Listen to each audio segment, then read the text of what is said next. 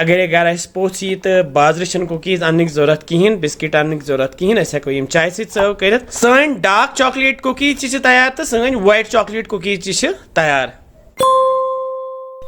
अस्सलामुअलैकुम आज बनाओ अस दोन अलग अलग किस्मन हिंद कुकीज तिम ते कॉर्नफ्लेकन वारिया सहल तो आसान बनावन तो बेयम वारिया मजेदार यम कुकीज वारिया साफ तो शिफाफ तो बेयम वारिया ताकती तो पक्यो करो शुरू। यम मे क्या खास चीज निमित तम सज कुकीज बनाओ मे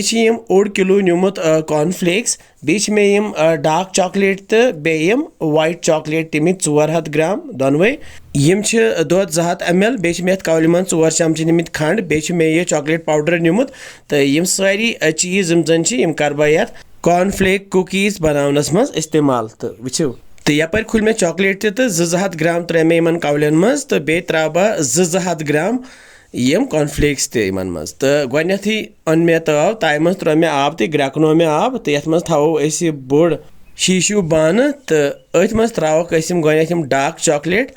तो करहोक मेल्ट डायरेक्टली करहोक नम टाइम मज मेल्ट क्या तो ये त्रो दुध 30 ml 1 चमच बोड़ तो बे त्रो 2 चमच खंड तो 2 चमच खंड त्रा बह ये 30 ग्राम यह चॉकलेट पाउडर तूर तो दमो वन इथन फिरन फिरन तो करहन मेल्ट वो मेल्ट गसान वुस क्युत असल गो चॉकलेट मेल्ट कड़ो यम मज वुस आहा तो अम पत क्या करो अम पत त्रो 200 ग्राम कॉर्नफ्लेक्स ये चॉकलेट बाउलस मज वुस वन रलावन असल पे चमच सम चॉकलेट गसन असल पे इन कॉर्नफ्लेक्सन रलन वुस रले तो यह रोजन कंटिन्यू अत लगे थोड़ा सा टाइम आहा हा वुस चॉकलेट रले इन कॉर्नफ्लेक्सन वारिया सहल तो आसान बनावन तो यम तैयार तो वन क्या करो वन मे यह बोड़ प्लेट तो अथ मज त्रो चमच सत्कन 1 चमचा ये बोड़ बोड़ तो करो यह सहल बनावन यम वन लूज लूज इथकन चमच बने यम 6 कुकीज तो पे त्रो ये वाइट चॉकलेट इथकन छकरवित तो थो वन यह फ्रिजस मज थो 1 to 2 घंटे कल थोड़ा सा सेट गसन वुस आहा हा तो अम पत ओन मे बे ताव ताय मज थो मे बे यह बड़ शीशु कौल तो ये मज त्रा बह वन वाइट चॉकलेट फुटरवित त्रोस ऊर ग जल्दी जल्दी मेल्ट बे त्रोस बह दुध 30 ml बे तो बे त्रोस बह होख दुध 30 ग्राम तो बे त्रा बह ये 2 खंड चमच होख दुध ये ऑप्शनल मे नरम नरम कुकीज गसान खुश तवे त्रो मे ये होक दुध अगर नहीं तुम एवेलेबल आसो या खुश आसो कर तुम हेकू यह अवॉइड तो कर दिमो असल पे यह खलन खलन वुस तो रलावन असल पे सोन वाइट चॉकलेट तैयार अम पे त्रो 200 ग्राम बे यम कॉर्नफ्लेक्स तो इथे कन रलावन इथकन यह चॉकलेट वोल रलो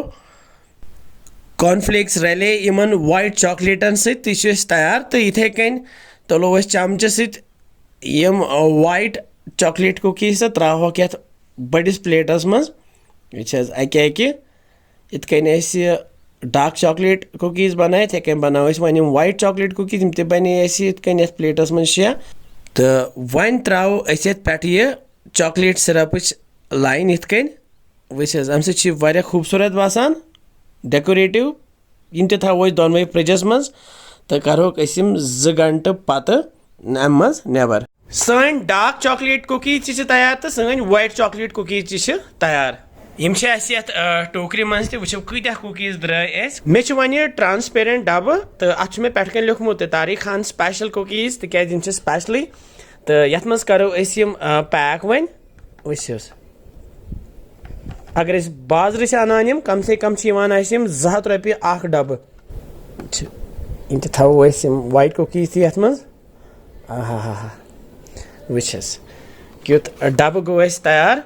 चॉकलेट हेको यह कंस गिफ्ट दित अस हेको ये फैमिली सर्व कर अगर घर अस पोछ यी तो बाजार कुकीज अन जरूरत कहें बिस्किट अन जरूरत कहें अस हेको यम चाय सत सर्व कर तो पे करो पैक ये अस हेको ये खानदरन पे या कंसे गिफ्ट पैक त दित वो अस करो वन टेस्ट अस वो यम कुकीज सन कित बने मे ये चाय वन तो यम कुकीज करोक ये टेस्ट मे चॉकलेट कुकीज वारिया पसंद खसान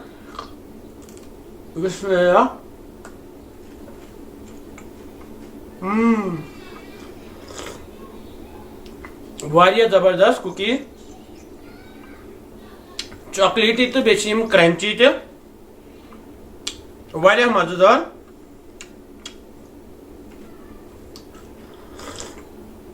वारिया मजेदार तो टेस्टी तो वह मे यम कुकीज खसनो तुम पसंद जरूरी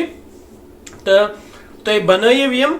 तो बे कमेंट सेक्शनस मज लिखान कि किस तुम बसान यम सानि रेसिपीज अस मिलो बे क्या नए रेसिपी